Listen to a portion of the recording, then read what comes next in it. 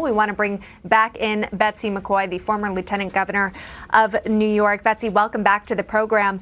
When we're considering Kamala Harris as a potential VP pick, it's kind of a tricky situation, of course, because she was a former prosecutor and would have worked closely with law enforcement. But now she's campaigning on a ticket that's attempting to appease to the extreme far left wing of the party. How do you think this is all going to play out? Well, you used the most important word, appease. And when people suggest that Joe Biden does not support defunding the police, that he's farther to the right than parts of his party, don't be misled. He will very quickly be pulled to the far left and totally support defunding the police because he's already on the defensive about his role in the 1994 crime bill. And everyone knows that led to the incarceration of thousands of young Black Americans, particularly for drug offenses. So Biden will be moving far to the left to support defunding the police. What will this mean for Americans? A huge uptick in crime. In fact, we're already seeing a very large uptick in violent crime and crime against property in San Francisco, Minneapolis, Philadelphia, and New York. Make no mistake about it.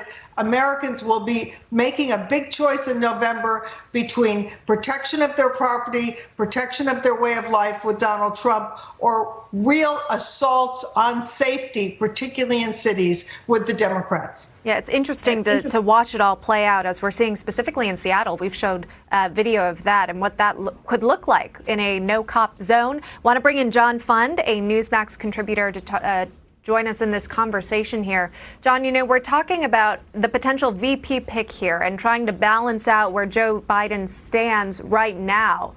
I mean, right now he's saying, no, I won't defund the police. And yet, as Betsy was implying, that could shift more left depending on where the rest of the party wants to go. Well, Democrats are not stupid. They may want to defund the police, but they've learned in the last few days that that's an issue that doesn't resonate with the American people. I think what they really want to do is start another great society. Massive spending in programs that haven't succeeded in the past, that have failed, and taking the money from the police is part of that. I believe that whoever Joe Biden picks will give them platitudes and tell the left, just shut up, don't complain, we'll get what you want after November. So who would that pick be? John, who do you think?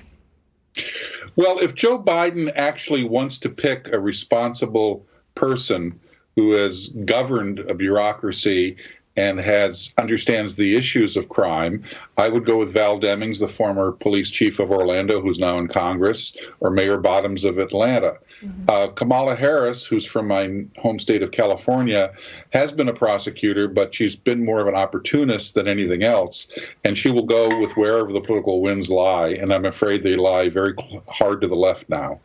Yeah, you mentioned Val Demings, as you say, police chief in Orlando. Betsy, do you think that would be a better option for the Democratic ticket?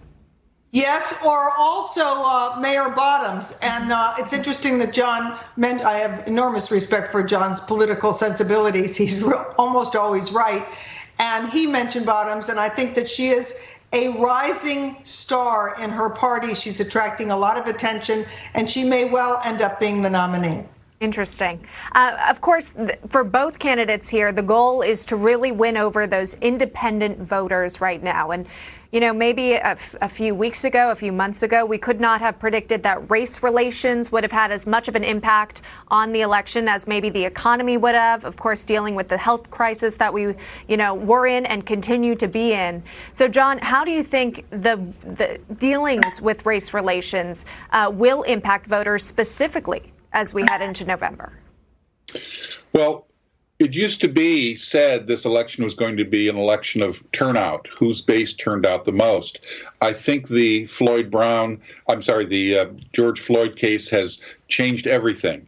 Now it's fighting for those independent voters. Many of the suburban white women have been turned off by Donald Trump's tweets in the past and by his attitude. On the other hand, there is now the real threat of civil unrest, rising crime rates, and neighborhoods that are deteriorating in the future. So this will be a battle between visions of the future. Are Donald Trump's problems in terms of his personality and his approach to things more bothersome to voters than the fear of what they saw on their TV screens the last few weeks? Well, quite frankly, you've got the platforms of law and order and defund the police, right? So that would, I'm assuming, going to weigh heavily on voters' minds. That's John Fund and Betsy McCaughey. Thank you both for coming on today's program. We appreciate it.